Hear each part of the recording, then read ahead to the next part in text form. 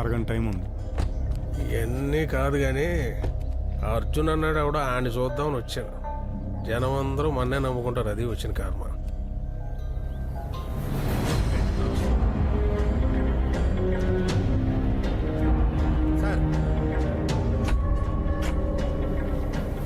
కూర్చోండి సార్. వాస్తు అక్కడ బాగున్నట్టుంది అక్కడే. కూర్చోండి.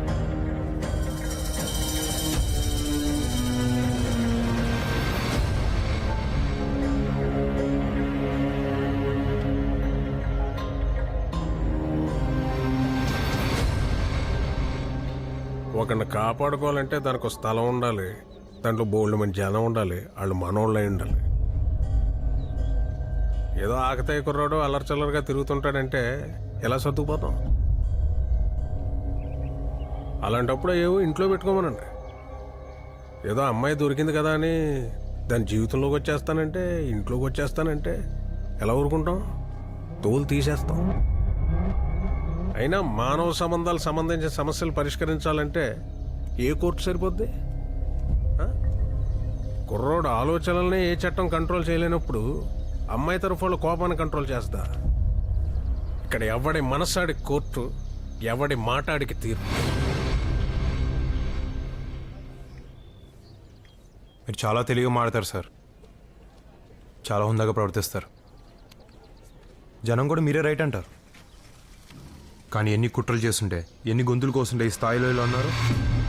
ఒకడైనా ఆలోచించడా? ఆలోచించడం మీ నమ్మకం తీసి పడేస్తారు. చీమకు కూడా దాని విలువ అనుకుంటుందని తెలుసుకోలేంత తెలివి తక్కువ వాళ్ళ మీరు. ఒక్క ప్రాణం లేపేయాలనుకున్నారు. వాడు తప్పు చేస్తుంటే అనుభవిస్తాడు. అలా అనుభవించనివ్వకుండా చంపాలనుకోవడం కూడా చాలా పెద్ద తప్పు. వాడికి ఒక అమ్మ ఉంటుంది, వాడికి ఒక నాన్నుంటాడు. వాళ్ళకి ఆశలుంటాయి, వాళ్ళకి కళలుంటాయి. వాటి ముందు నువ్వెంత, నీ తెలివితేటలెంత, నీ బతుకెంత? నెక్స్ట్ లైట్తో తిరుగుతూ అంటే మాట్లాడుకుంటున్నావా? దానికి ఎంత ఇది ఉండాలో తెలుసా? నిజమేంటో నీకు తెలుసు, నాకు తెలుసు. నిజంగా నిజం చెప్పే ధైర్యం నీకుంటే ఇక్కడి నుంచి లేచి వెళ్ళిపో. లేకపోతే నేను మాట్లాడడం మొదలు పెట్టాల్సి వస్తుంది. నిజం సార్, నిజం. ఎవడరా ప్రతి చిన్న ఆటకి నన్ను పిలుస్తారు ఇక్కడ? ఆటమైన గొడవ.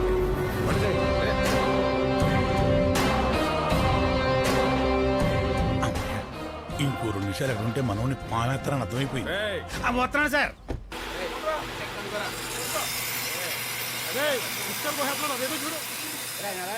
నువ్వు వాడిని ఎందుకనగా చూస్తున్నావు, ఎందుకు కాపాడుతున్నావు అని నేను అడగను. కాకపోతే జాగ్రత్త. ఎవరైనా చెప్పినా ఏం చేసినా ఆ ఒక్క ముక్క దగ్గర ఆగుతాం. జాగ్రత్త. ఆడు నేను చదివినట్టు చదివాడు నాన్న. నేను ఆలోచించినట్టు ఆడు ఆలోచిస్తాడు. కాకపోతే ఆడు కొన్నిటి లొంగుతాడు. ఆ దౌర్బల్యమే లేకపోతే వాడే కాదు, ఎవడైనా గొప్పోడే. అదే పోకపోతే నేనే కాదు, 400 100 మంది వచ్చి నన్ను కాపాడలేరు.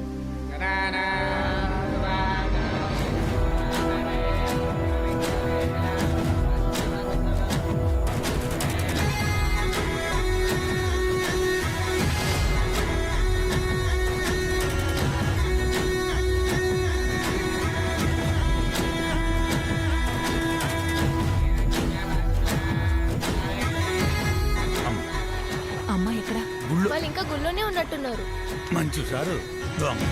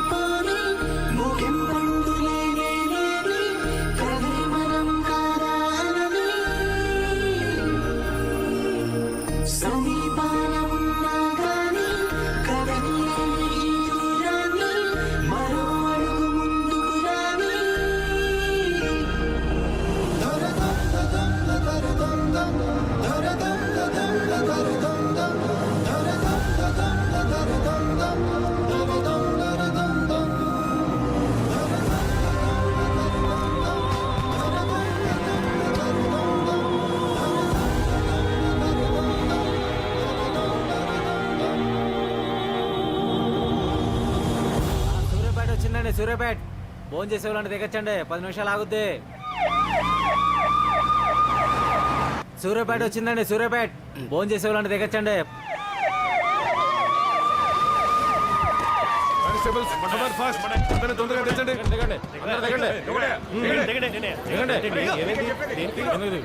చెప్తారు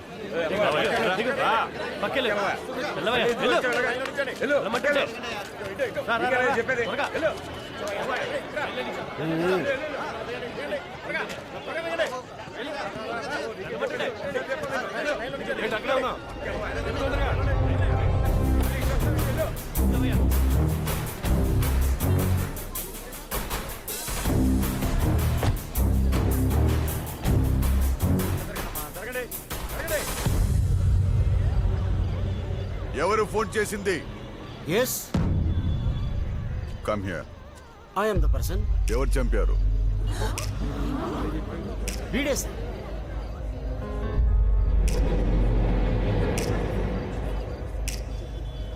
వీడా?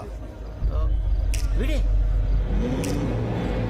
మర్డర్ చేసింది ఎవరు? వీడియో అని చెప్పాడు సార్.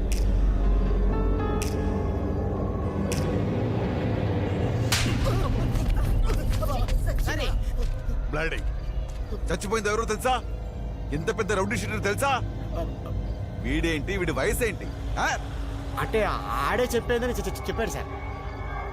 ఎవరైనా చెప్తే మాకు ఫోన్ చేస్తావా? అలాగే సార్. 17 మంది 18 నుండి చెప్పేటప్పుడు పీక, రక్తం, వేడి, చేతులు.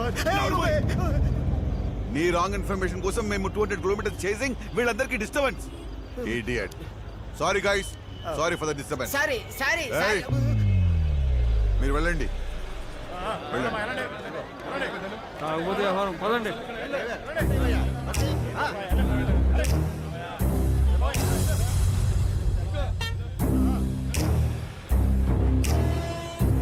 Excuse me, sir 1 minute, come with. నిన్నే పిలుస్తున్నాడు ఇల్లు. ఇప్పుడు చూడు, మీ ఓడికి మామూలుగా ఉండదు. అంటే ఏంటి చెప్పలే? 25 సంవత్సరాల నుంచి హైదరాబాద్ లో ఉంటాను. 30 ఏళ్ళ నుంచి సంగతి చేస్తున్నానమ్మా. బుజ్జా సూర్యాపేటలో 10 మంది పోలీసులు చుట్టుముట్టి బస్సు ఆపేహారే బాబా. మన చుట్టాలు ఎవరైనా పిల్లలుడితే నా పేరు పెట్టేసుకొని చెప్పా. Sorry sorry sorry. వెళ్ళండి. ఏమైందిరా? మళ్ళీ మీ ముగ్గురు మాత్రం బస్సు ఎక్కండి. కాకినాడ వరకు వెళ్ళాలి. ఎవడొస్తాడో ఎందుకు వస్తాడో అర్థం కావట్లేదు. సార్ మరి నా డబ్బులు. పోలీసు అని పిలవమంటావేంటి? నీ ఓటం తాకలే. ఈ సంగతి ఒకటి. డబ్బులు అంటే డబ్బులు. Sorry sorry sorry. అయ్యి బాబోరే, ఒక్కసారి గుండాకిపోయి మళ్ళీ కొట్టుకున్నంత పనేంద్రా బాబు. అయినా నేను ముందే చెప్పానా నువ్వు ఏలకోలంగా అన్నాడు చెప్పేస్తాడని. చూసావు ఎలా చెప్పేసాడు. ఇంకా పోలీస్ ఆఫీసర్ మంచోడు కాబట్టి నమ్మలేదు. అవునరా, ఆ పోలీస్ ఆఫీసర్ మధ్యలో నేను పక్క తీసుకెళ్ళాడు ఎందుకు? ఇది ఇవ్వడానికి. ఇదేంటి? చంపేసినప్పుడు అక్కడ పడిపోయింది. ఎవరిని చంపేసినప్పుడు? బస్సు ఎక్కినప్పుడు పేపర్లో చూసామే వాడిని చంపినప్పుడు. ఎవరు చంపారు? నేనే చంపాను.